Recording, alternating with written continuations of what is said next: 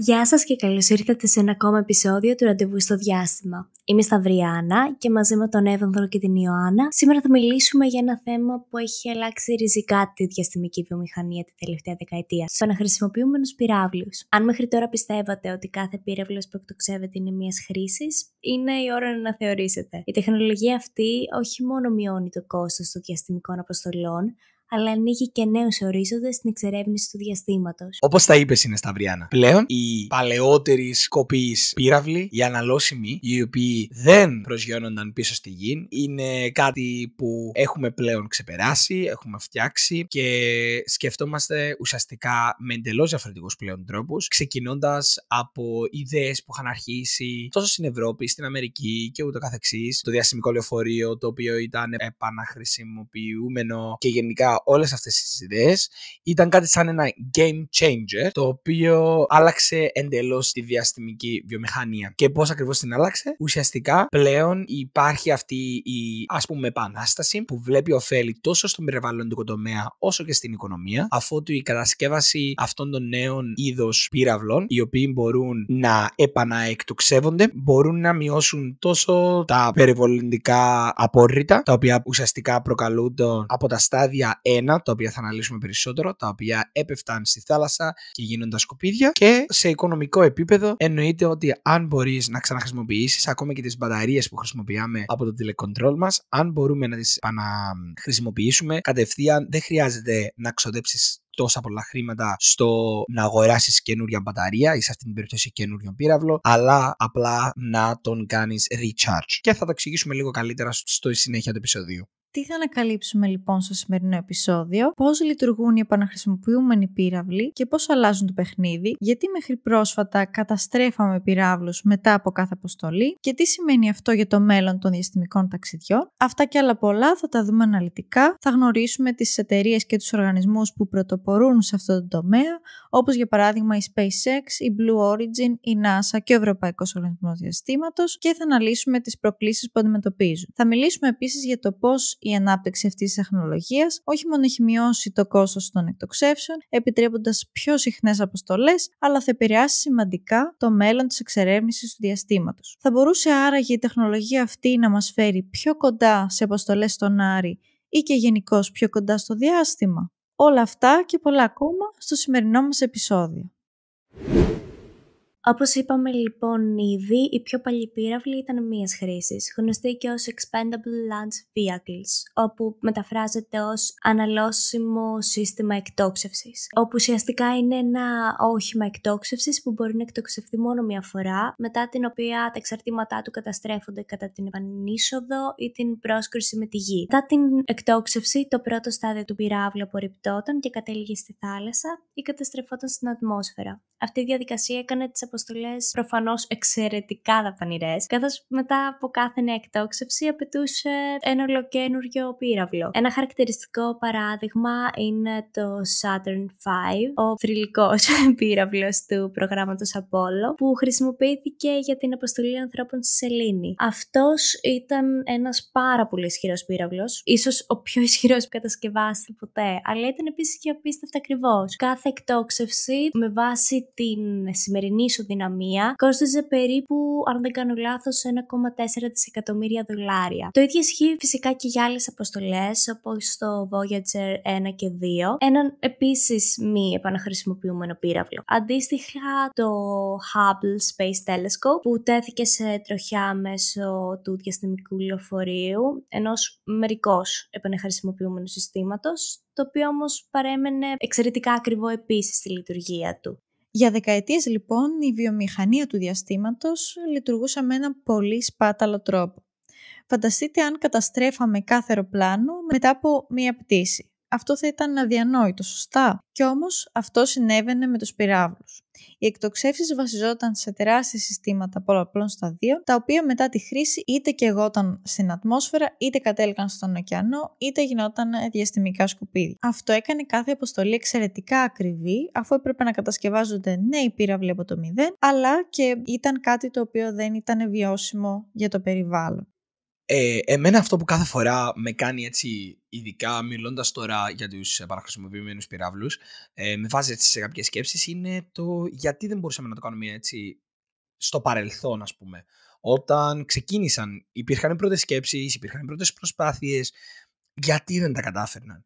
Και με λίγη έρευνα που κάναμε, ουσιαστικά ήταν remarkable το πόσα πολλά πράγματα χρειάστηκαν να αλλάξουν, να τα δούμε με ένα διαφορετικό μάτι, και ουσιαστικά ξεκινώντας δεν υπήρχαν συστήματα που να βοηθούσαν την ελεγχόμενη ουσιαστικά προώθηση και την προσεδάφιση κατά συνέπεια στη γη. Το είχε να κάνει τόσο όσο αφορά το software κομμάτι, δηλαδή το κομμάτι όπου έπρεπε να δημιουργηθούν αυτά τα συστήματα τα οποία να μπορούν να κάνουν αυτή την αυτοματοποιημένη προσεδάφιση, όσο και την πραγματική έλλειψη υπολογιστών, της υπολογιστικής δύναμης και ισχύς για να γίνει κάτι τέτοιο. Από θέμα υλικών δεν υπήρχαν θερμικές ασπίδες, μονώσεις και ούτω καθεξής, που να επιτρέπουν κιόλας τέτοιες ψηλές θερμοκρασίες, μανούβρες, ό,τι ουσιαστικά χρειαζόταν για να μπορεί ένας πύραυλος να επιστρέψει πίσω.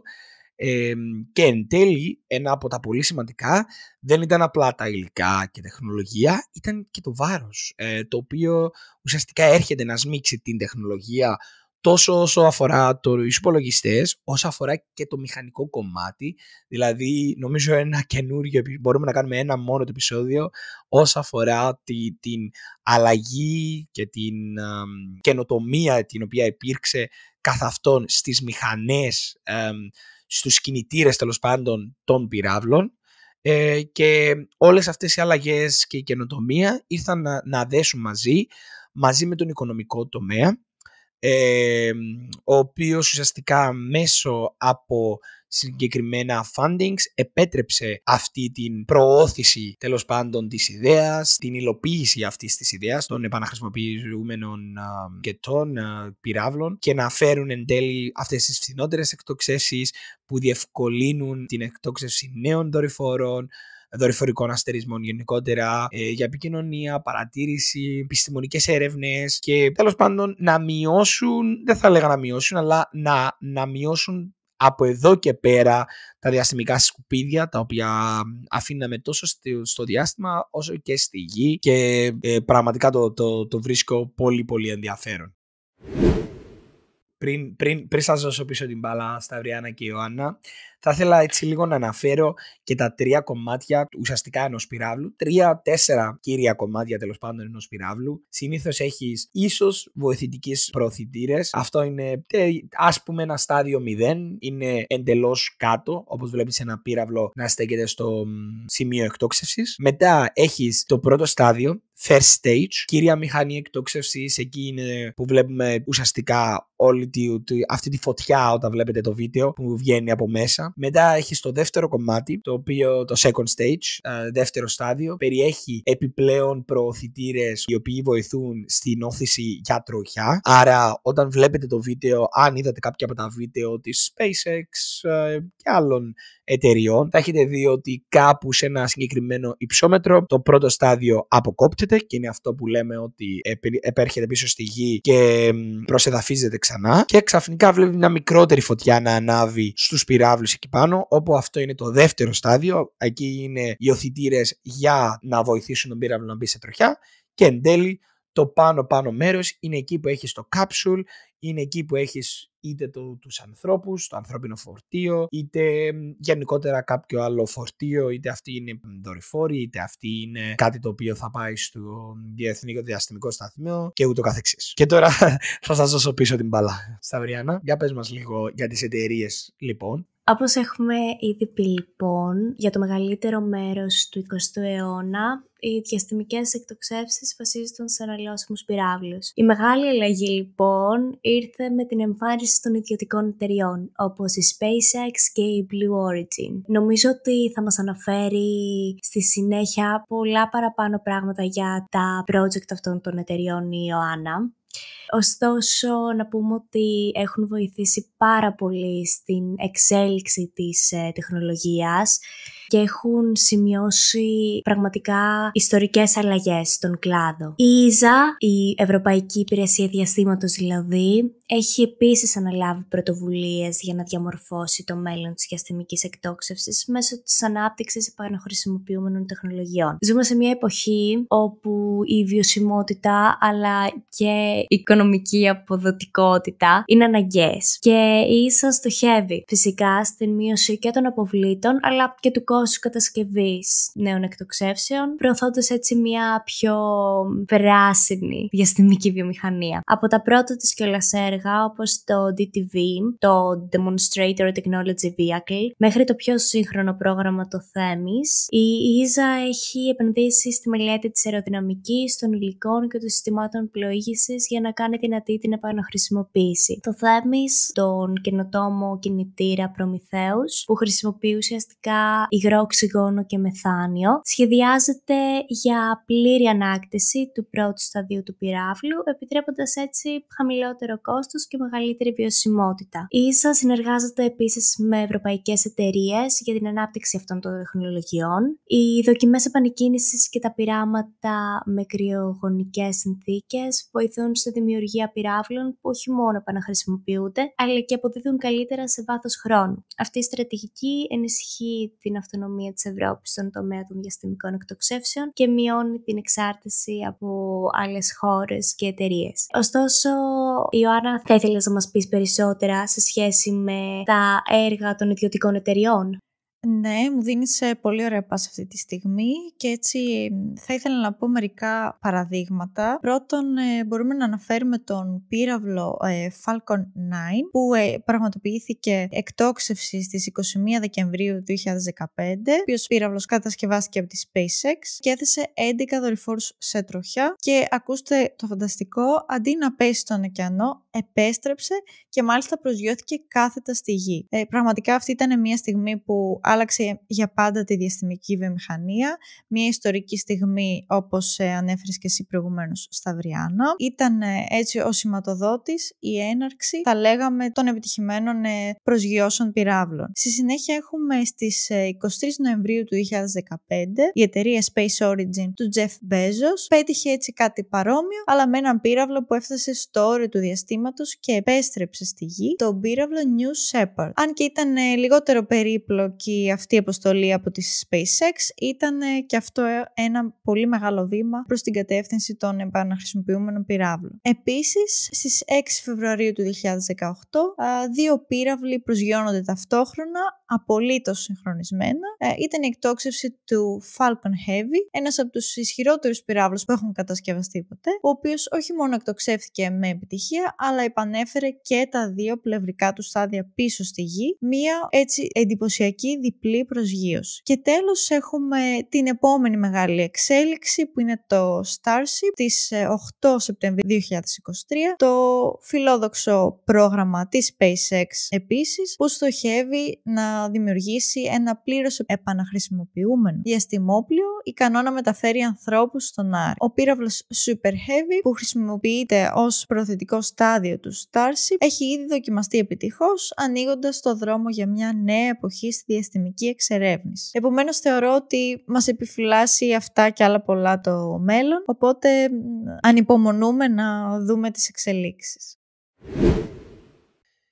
Και έτσι, για να ουσιαστικά να κάνουμε μια ανασκόπηση για το πόσο σημαντική είναι αυτή η τεχνολογία των μη αναλώσιμων πυράβλων. Πλέον βλέπουμε μια δραστική μείωση στο κόστος. Έχουμε κατεβεί κάτω από περίπου 350 εκατομμύρια από όσα ήταν σε USD, σε δολάρια Αμερικής. Πλέον σε περίπου 60-70 εκατομμύρια. Είναι πραγματικά το κόστος μείωσης τρελό. Πολύ περισσότερες και συχνότερες αποστολές, γιατί είναι πιο εύκολο πλέον να κάνεις recharge και να κάνεις refuel τους πύραυλους παρά να τους στήσεις από την αρχή.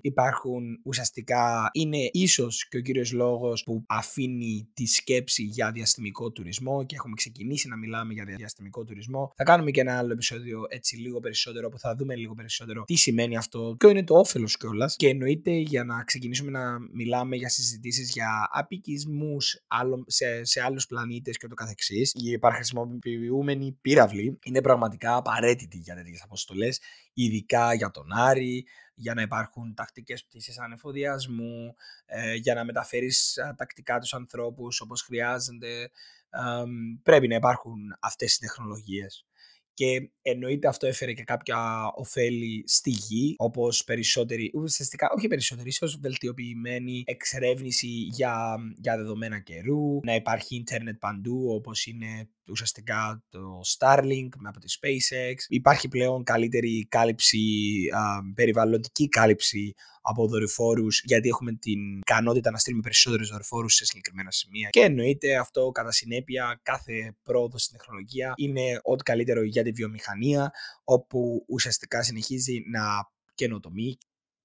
Τι μας επιφυλάσσει λοιπόν το μέλλον? Θα δούμε εκτοξεύσεις στον Άρη. Η Σελήνη και ο Άρης γίνονται πιο εφικτοί προορισμοί πλέον, αφού οι πύραυλοι αυτοί μπορούν να χρησιμοποιηθούν ξανά και ξανά για διαπλανητικές αποστολές. Ο Άρης παραμένει ο οριζόντιος στόχος για την ανθρώπινη εξερεύνηση, καθώς είναι ένα από τα μόνα άλλα μέρη που γνωρίζουμε ότι μπορεί να υπήρχε ζωή στο ηλιακό σύστημα. Αυτό που μαθαίνουμε για τον Άρη, για τον κόκκινο πλανήτη, θα μας πει περισσότερα για το παρελθόν και το μέλλον της γης μας και μπορεί να μας βοηθήσει να απαντήσουμε αν υπάρχει ζωή πέρα από τον πλανήτη μας. Μέσα στα επόμενα χρόνια ίσως δούμε αποστολές όπου οι πύραυλοι θα απογειώνονται και θα προσγειώνονται τακτικά, κάνοντας το διάστημα τόσο προσιτό όσο είναι σήμερα τα αεροπορικά ταξίδια. Αυτό ήταν λοιπόν το σημερινό μας επεισόδιο. Ένα αρκετά τεχνικό επεισόδιο, αλλά κατά με πολύ αισιόδοξο και πολύ ενδιαφέρον. Οι επαναχρησιμοποιούμενοι πύραυλοι αλλάζουν τον τρόπο που βλέπουμε το διάστημα και φέρνουν πιο κοντά ένα μέλλον όπου ίσως τα διαστημικά ταξίδια θα είναι πιο προσιτά σε όλους. Αν σας άρεσε το επεισόδιο, μην ξεχάσετε να μας ακολουθήσετε και να στείλετε τις απορίες, τις σκέψεις σας ή ακόμη και προτάσεις. Είμαι η Σταυριάννα και μαζί με τον Εύανδρο και την Ιωάννα σας ευχαριστούμε που μας ακούσατε. Ραντεβού στο επόμενο επεισόδιο του Ραντεβού στο Διάστημα.